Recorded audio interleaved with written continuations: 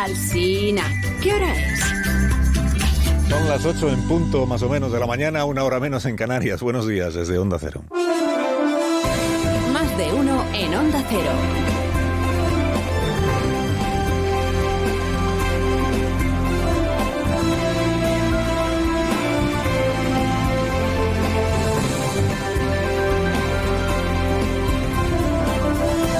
¿Cómo están? Bienvenidos a una nueva mañana de radio. Estrenamos el 31 de marzo del año 2023. Oye, para estar nada menos que en China, invitado por el presidente Xi como próximo presidente de turno de la Unión Europea, y habiendo organizado la última cumbre de la OTAN, y habiendo participado en la cumbre iberoamericana la semana pasada, pues ha estado hasta humilde el presidente Sánchez en su visita a Pekín, por lo menos en lo que lleva de visita a Pekín, a la espera de verse con el presidente de la República Popular de China, con el presidente Xi, con el que se va a ver a primera hora de esta mañana. De momento, esta madrugada, con quien se ha visto es con el primer ministro de la China, que es el señor Chang, y todo lo que ha dicho el presidente pues es que las relaciones comerciales están muy engrasadas y que en ese sentido pues hay camino pues para seguir estrechándolas, pero que las cosas van bien. Lo relevante es la reunión se espera que sea la reunión de esta mañana con el presidente. Pero vamos, que ha estado modesto para sus usos y costumbres el presidente, y sobre todo ha estado modesto en comparación con sus ministros y ministras, porque ya es epidemia lo del onanismo gubernativo ¿no? Autoelogio sin fronteras. Que uno entiende que viniendo de inflaciones del 6 o del 7%, o del 10% que casi teníamos hace un año, el gobierno sienta el alivio que sintió ayer, incluso la alegría que sintió ayer, al contemplar cómo en marzo los precios solo han subido otro 3,3%.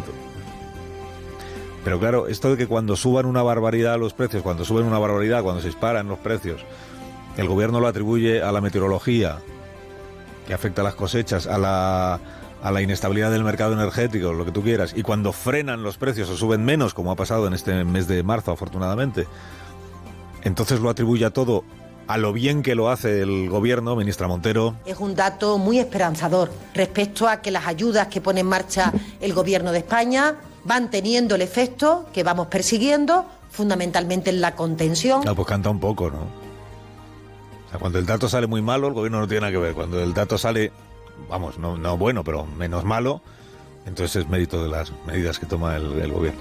Hace bien la ministra en decir contención de los precios, porque no es que los precios bajen, es que los precios suben menos de lo que venían subiendo, menor cuantía o a menor velocidad. Bueno, pues esto de María Jesús Montero en realidad fue lo más discreto del día de ayer en boca de ministros y ministras del gobierno de España. Uno de los episodios más destacados lo vivimos en este programa, lo vivimos aquí, igual usted lo escuchó, el ministro Escrivá. Lógicamente encantado ayer el ministro porque aprobaba el Congreso su reforma de las pensiones, ¿no?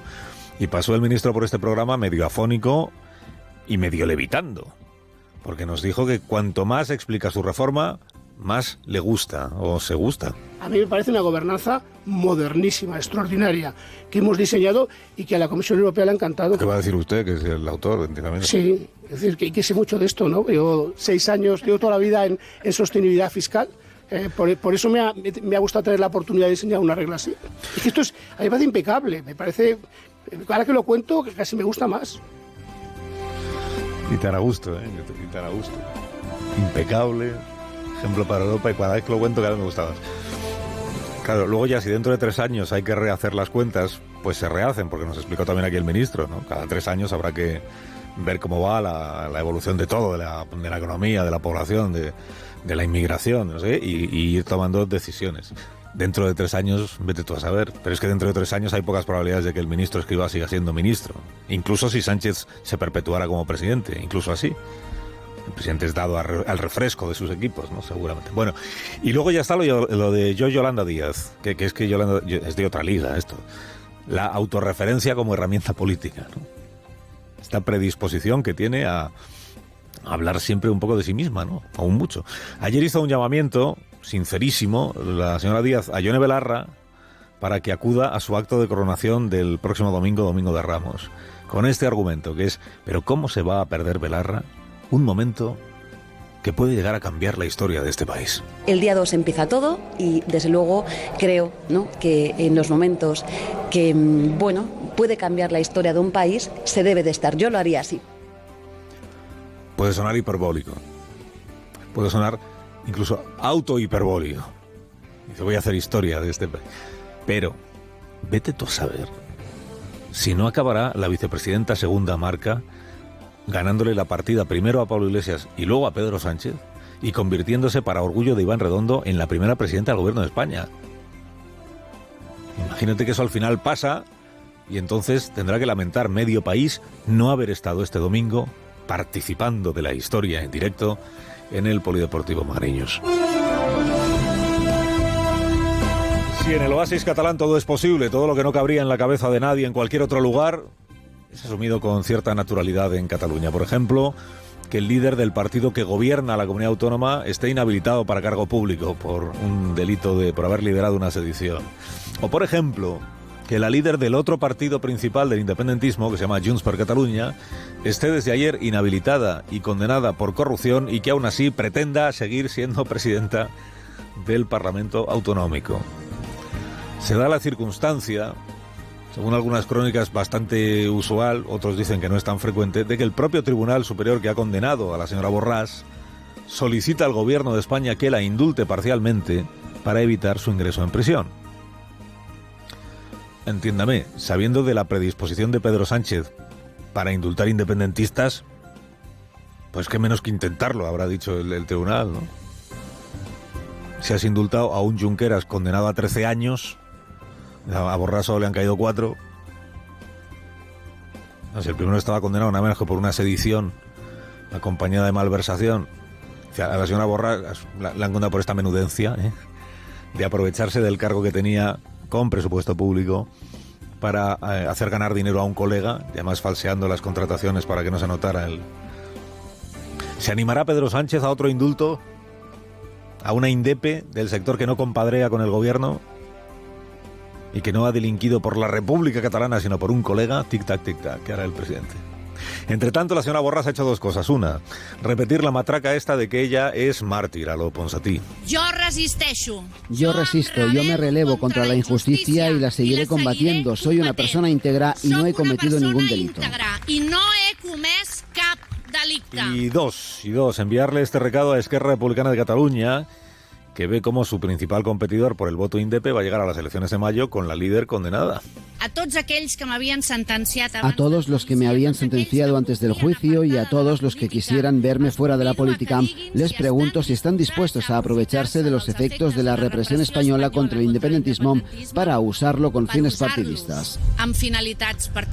El pasado mes de julio estuvimos en el Palau de la Generalitat, entrevistamos en este programa a Pere Aragonès y fue aquí el primer lugar donde él dijo que el juicio a Laura Borràs nada tenía que ver con eso que él llama la represión del Estado y que la presidencia del Parlamento merecía una persona limpia de causas judiciales.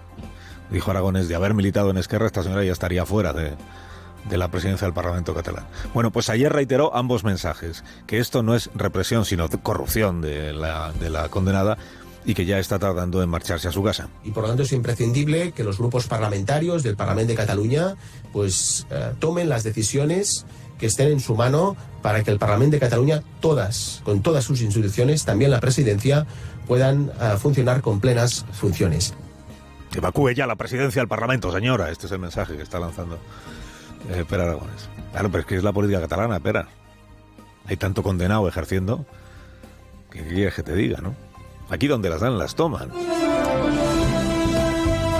Bueno, y otro mal día para el ministro Grande Marlaska. Los argumentos del Supremo para anular la destitución del coronel Pere de los Cobos son más duros que los del primer juez que se ocupó de este caso y que también le dio la razón al coronel. Porque el Supremo no solo refuta la causa que invocó el ministerio para el relevo, por ser ajena a la idoneidad del coronel para el cargo que ocupaba, o sea que no estaba fundamentada la explicación, sino que reprocha la inadmisible interferencia gubernativa en una investigación judicial. Es decir, que el Supremo le da la razón al coronel en el hecho de que debía informar de la investigación esa que estaba realizando la Guardia Civil en calidad de policía judicial solo a la jueza que había encargado esa investigación. Más aún, dice el Supremo, cuando ella misma así lo había ordenado expresamente, que solo se le informara a ella. Claro que el Tribunal Supremo crea oportuno recordar cuáles son las obligaciones de la policía judicial y cuáles no son al ministerio que dirige un juez procedente de la Audiencia Nacional, pues debe de resultar francamente incómodo para el ministro. Ya contamos ayer que antes incluso de conocer los fundamentos de la sentencia, el Ministerio ya había dicho, o el ministro, que no tiene ni tendrá confianza en este coronel destituido, defenestrado. Lo que casi todo el mundo ha interpretado como que va a cumplir con la sentencia, claro, con la restitución en el puesto, pero que luego encontrará la forma de volver a destituirle de manera inmediata, volver a apartarle del cargo. Pero es que además la alusión que hizo esta semana el ministro en el Congreso a los fondos reservados de Interior manejados en la Operación Kitchen, como una sugerencia, como poco, de que el coronel Pérez de los Cobos, que en aquel momento era responsable de los fondos reservados, había incurrido en alguna irregularidad. Esto es lo que hoy le reprochan incluso periódicos que no suelen ser críticos con lo que hace el gobierno, con lo que explica el gobierno. Dimitir, ya ha dicho el ministro tropecientas veces en lo que llevamos de legislatura, que no se le pasa por la cabeza. Ni por una sentencia judicial, ni por una reprobación del Parlamento, que también encajó el mes pasado en el Congreso por los sucesos de Melilla.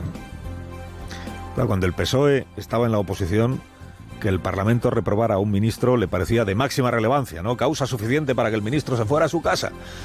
Pero cuando el PSOE está en el gobierno, a la reprobación no le hace el menor caso. Como por otra parte hacía el PP, claro, cuando gobernaba. Le reprobaban ministros y decía, bueno, me da igual si no tiene... Ahora que es él quien reprueba con otros grupos a un ministro, dice, ¿cómo es posible después de la reprobación que ahí siga? En esto se diferencia poco. Sánchez de Rajoy y Marlaska de Cristóbal Montoro. Carlos Alsina en Onda Cero.